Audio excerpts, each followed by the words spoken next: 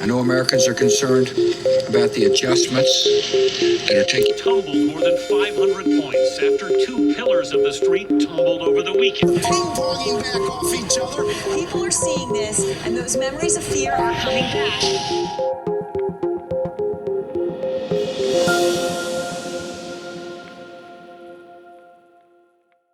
2008 brought the biggest financial crisis since the Great Depression. Many economists now believe this downturn will be the most severe since the recession of the early 1980s. During the Clinton administration and extending through the Bush years, Fannie Mae and Freddie Mac embarked on a spree of purchasing mortgages from banks, including those extended to increasingly risky borrowers. And what was the reason behind these absurd loans? There was no reason for the banks to try and refuse to lend to anyone who asked them for cash, since Fannie and Freddie would buy almost any mortgage any bank made and thereby take all the risk off the bank's books. At the peak of this reckless lending, loans were granted without regard for glaring warning signs such as false information on applications, poor credit histories, and even unemployment. Loan officers would often manipulate applications to omit negative details, knowing that once the mortgage was signed, it could be offloaded onto Fannie and Freddie. These entities would either hold or guarantee these loans, bundling them into mortgage bonds, selling them to investors through Wall Street firms, reaping substantial profits. The allure of these bonds lay in their high interest rates, reflective of the risk associated with lending to subprime borrowers, which promised attractive yield for investors. Despite the inherent risk, credit ratings agencies bestowed these bonds with the prestigious AAA rating, typically reserved for the safest investments like U.S. Treasury bonds. Investors were lulled into a false sense of security due to the diversification of mortgages within the bonds, mistakenly believing them to be low risk. This is your basic mortgage bond. All right? The originals were simple. They were just thousands of AAA mortgages bundled together, guaranteed by the U.S. government. The modern ones are different. They're private, and they're made up of layers of tranches. The highest level AAAs getting paid first, the lowest rated Bs getting paid last, taking on defaults first. Now, obviously, if you're buying Bs, you can make more money, but they're a little risky. Sometimes they fail. Chris? Somewhere along the line, these Bs and double Bs went from a little risky to dog shit. Where's the trash? Behind you. I'm talking rock bottom FICO scores. No income verification. Adjustable rates. Dog shit.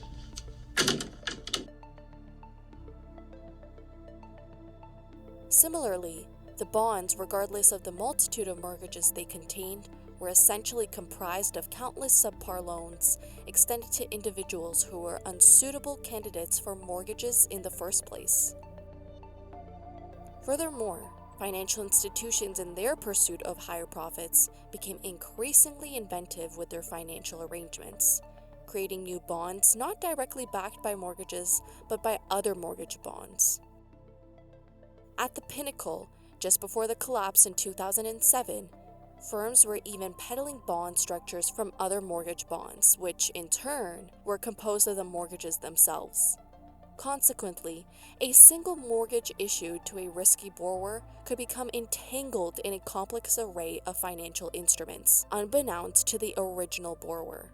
While mortgage bonds apparently democratized access to the housing market, paradoxically, they inflated housing prices as virtually anyone could secure a loan that would be repackaged into what appeared to be a risk-free investment by Wall Street. The ensuing narrative is familiar to anyone not residing in isolation.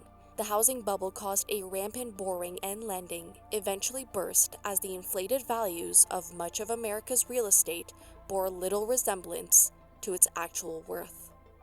Consequently, numerous subprime mortgages defaulted, triggering a chain reaction that devalued the bonds tied to those mortgages, as well as subsequent layers of financial instruments built upon them. If this seems incomprehensible, it's because it was. The system was so intricately woven, so convoluted, that if you were to ask anyone on Wall Street to explain it to you, they likely wouldn't be able to. So how did we get here in the first place?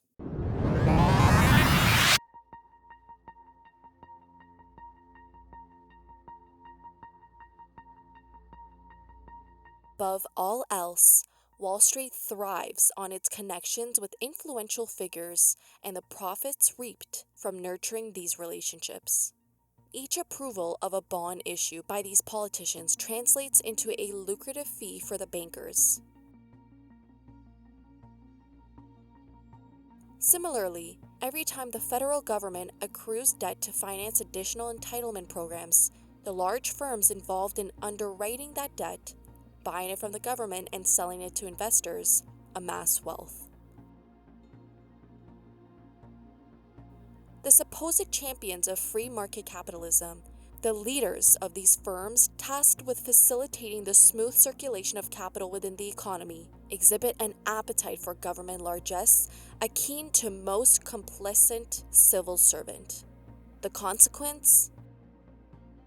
Behemoths like Citigroup under the helm of Sandy Whale loomed so large and carried such substantial bad debts that their collapse posed an existential threat to the entire financial system, as America would soon discover. Alan Greenspan, more than any other bureaucrat, has been Wall Street's firm ally for a long time. When banks suffered financial loss, he intervened to alleviate their distress, implementing measures such as interest cuts and monetary injections to mitigate their impact on the markets. This pattern of support characterized his response to crises ranging from the 1994 junk bond debacle to the fallout of the long-term capital management's collapse in 1998 and then the dot-com crash of 2000 and 2001. So while other states vote, New York, or more specifically Wall Street, invests. JP Morgan is one of the best managed banks there is. Jamie Dimon, the head of it, is one of the smartest bankers we got. We know we were sloppy. We know we were stupid. We know there was bad judgment. We took a $2 billion loss, and we made it clear it could get worse before it gets better. You know, it could be volatile by $1 billion possibly. I do want to put in perspective, the company is going to earn a lot of money this quarter.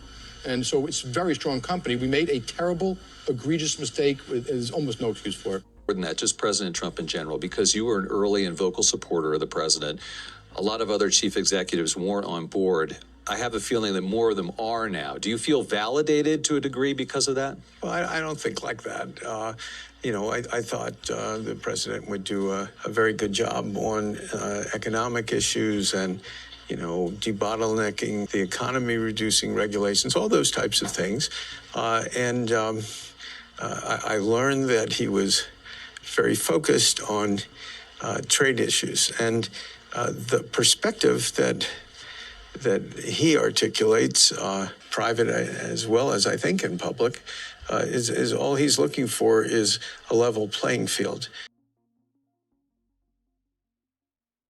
For decades, the mutually beneficial relationship between Wall Street and Washington has widely been recognized. After serving their terms in public office, high-ranking government officials frequently move on to lucrative positions in the financial sector, while seasoned Wall Street figures are frequently appointed to pivotal roles in economic policy. This revolving door phenomenon, which is deeply embedded in American political and economic culture, is one of the most contentious but tacitly tolerant aspects of our system. One might assume that after the 2008 financial crisis, this revolving door would have received more scrutiny.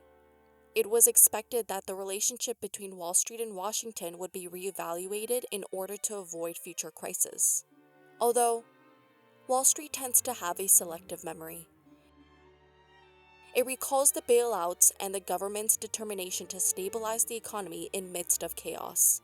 However, it conveniently forgets or deliberately ignores the irresponsible behavior that caused the crisis in the first place. In a striking twist of fate, Perhaps the pivotal moment of the Obama campaign occurred during the fall of 2008. Amidst the peak of the financial crisis, when the banks that were financially supporting Obama faced the threat of collapse. Indeed, backing Barack Obama could have been deemed the best investment Wall Street ever made, especially in 2008. Despite periods where McCain and his running mate Sarah Palin appeared to lead or match Obama and Joe Biden closely, financial support from Wall Street continued to flow into Obama's campaign. Unfazed by the financial turmoil and subsequent government bailouts, Wall Street contributed nearly $15 million to Obama compared to $9 million for McCain during a year where many firms struggled to stay afloat despite massive government assistance. Notably, Goldman Sachs emerged as Obama's second largest donor, with other financial giants such as Citigroup, despite suffering losses, ranking among Obama's top contributors. Although Jamie Dimon, serving on the Federal Reserve Board, refrained from direct contributions, his deputy, JP Morgan Chase CFO, Michael Kavanaugh, hosted a significant fundraiser outside the JP Morgan headquarters, raising nearly $100,000 for Obama's campaign. Ultimately, the entire financial sector reaped the benefits, as it was Wall Street's financial support that played a pivotal role in propelling Barack Obama to the presidency of the United States. What if he won? What would happen to their way of life? So they did what they always do. They threw as much money at him as they could. Goldman Sachs became his #1 private contributor with nearly $1 million in contributions.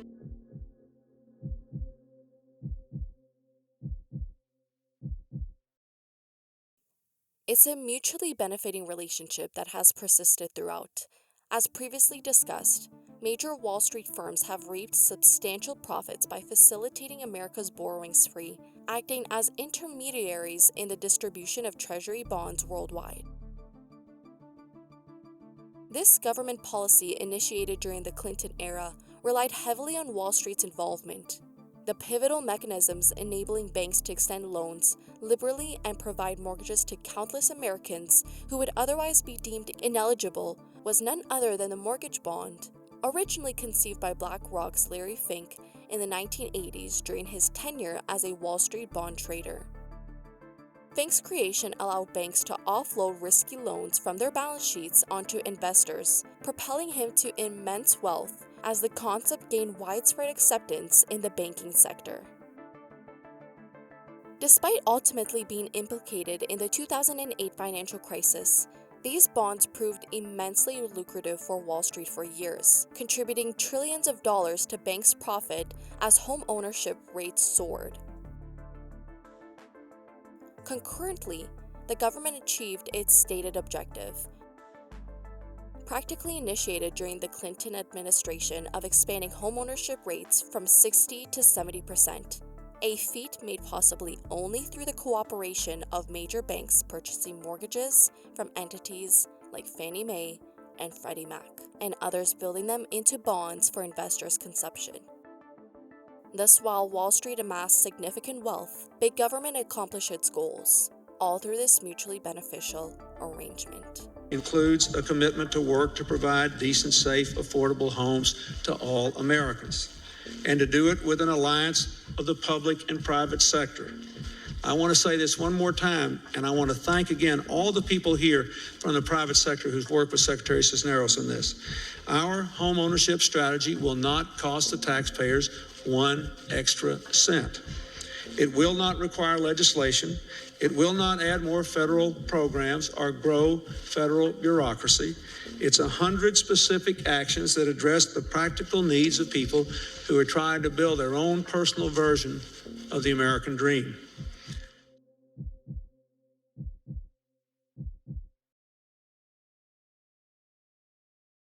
So in 2006, Wall Street reaped immense profits from housing bonds, leading to staggering average CEO salaries of $50 million among the top 7 firms. Despite the subsequent soaring of these bonds just few years later, plunging their value and driving the banks holding them to the brink of collapse, the alliance between Wall Street and big government endured. The Bush administration, in its final act, orchestrated a bailout of Wall Street, preserving this partnership. Shortly after the bailouts, a combination of policies from the Obama administration, some inherited from Bush bailouts and some newly implemented, began to take effect. Remarkably, despite having nearly brought the country, or perhaps even the global economy, to ruin, Wall Street entered one of its most profitable periods in years. Goldman Sachs exemplified this resurgence, setting a then record $8.3 billion in trading profits in the second quarter of 2009, propelling the firm to an overall quarterly profit of $3.1 billion. However, Goldman was not the only beneficiary. In the first quarter of 2009, amidst months of write-down, Goldman, Bank of America, Citigroup, and Morgan Stanley collectively amassed $7.4 billion in profits. The subsequent quarter proved even more lucrative as these firms capitalized on low interest rates from the Federal Reserve and generous government subsidies, amassing nearly $11 billion in combined profits. However, these profits did not stem from endeavors that directly benefited the broader economy, such as providing seed capital for startups or extending loans to small businesses, which was the original intent behind the bailouts. Instead, the windfall originated from essentially the same risky behavior that precipitated the financial crisis. This paradox underscores a fundamental aspect of the modern financial system, a system where risk-taking is rewarded and crises are cushioned by government interventions. Despite the rhetoric of reform and calls for accountability, the connection between Wall Street and Washington remains largely unchanged, perpetuating a cycle of boom and bust where the consequences are laid on the common man, while the rewards are reaped by the elite.